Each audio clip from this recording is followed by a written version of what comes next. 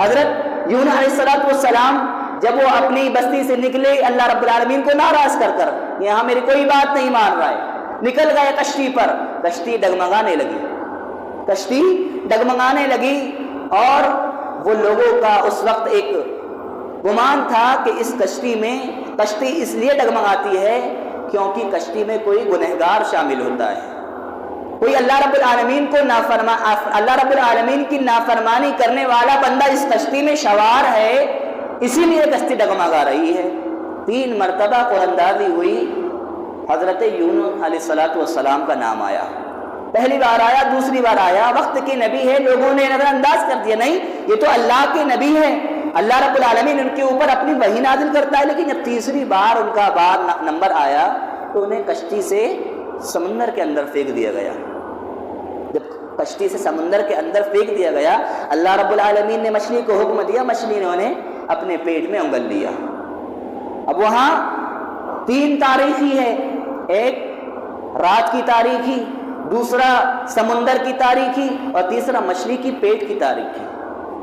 اور جو مچھلی کے بارے میں جو علم رکھنے والے ہیں، جو مچھلی کے بارے میں جانتے ہیں، وہ یہ بات بتاتے ہیں کہ مچھلی کا پیٹ اتنا زیادہ گرم ہوتا ہے کہ اس میں لوہا پگھل جائے۔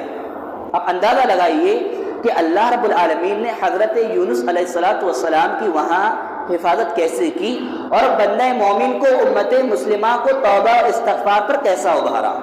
گناہ ہوا، کشتی سے پھینک دیے گئے، 3 تاریخی میں آئے، مچھلی کے پیٹ میں آئے، پھر وہاں اللہ رب العالمین سے دعا کی، لا الہ الا انت سبحانک انی کنت من الظالمین۔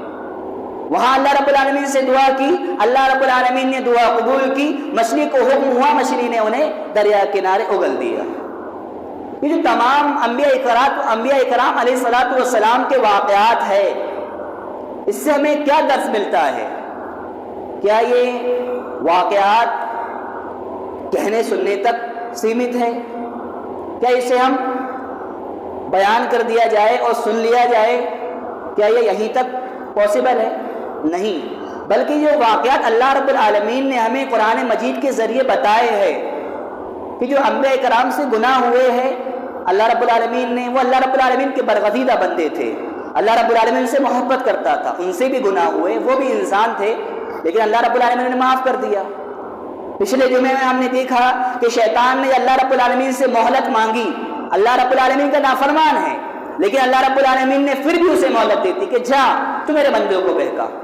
یہ تمام چیزوں سے ہمیں کیا بات پتہ چلتی ہے کہ ہمیں اللہ رب العالمین سے دعا کرتے رہنا چاہیے، کیونکہ دعا مومن کا ہتھیار ہے، دعا کے ذریعے آنے والی مشکلیں ٹل جاتی ہے، اللہ رب العالمین کی رحمتوں کا نزول ہوتا ہے، اور دعا اللہ رب العالمین کی ایسی طاقت ہے کہ بندے مومن اس کے ذریعے کامیابی پا سکتا ہے، فلاح پا سکتا ہے۔ یہ دعا ایسی چیز ہے، تو ہمیں دعا کا زیادہ سے زیادہ کثرت سے اللہ رب العالمین سے دعا کرنی چاہیے۔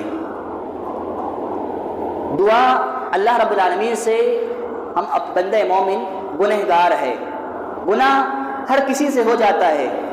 ایک بار حضرت ابو ہریرہ رضی اللہ تعالی عنہ بیان کرتے ہیں کہ ایک شخص تھا جو اللہ رب العالمین کی عبادت بھی کرتا تھا اور گناہ بھی کرتا تھا۔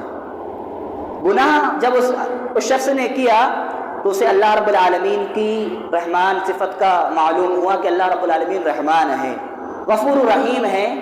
اسے پتہ چلا کہ اللہ رب العالمین گناہوں کو معاف کر دیتا ہے، تو اللہ رب العالمین سے اس نے دعا کی کہ اللہ رب العالمین مجھے معاف کر دے، اے ربی فاغفر لی، مجھے معاف کر دے، مجھے بخش دے۔ اللہ رب العالمین نے اسے معاف کر دیا۔ گناہ ہوا، توبہ کی، اللہ رب العالمین نے معاف کر دیا۔ پھر کچھ ٹائم بعد پھر اس شخص سے گناہ ہو جاتا ہے، پھر انہیں پتہ چلتا ہے کہ اللہ رب العالمین گناہوں کو معاف کرنے والا ہے۔ پھر اللہ رب العالمین سے دعا کرتا ہے، اے اللہ تو میرے گناہوں کو معاف کر دے۔ اللہ رب العالمین پھر اس کے گناہوں کو معاف کر دیتا ہے۔ پھر گناہ ہوا دوسری مرتبہ، پھر اللہ رب العالمین نے معاف کر دیا۔ پھر تیسری مرتبہ پھر گناہ ہو جاتا ہے، پھر انہیں پتہ چلتا ہے کہ میرا رب گناہوں کو معاف کرنے والا ہے، گناہوں کو درگزر کرنے والا ہے۔ اللہ رب العالمین سے دعا کرتے ہیں، اللہ رب العالمین پھر ان کے گناہوں کو معاف کر دیتا ہے۔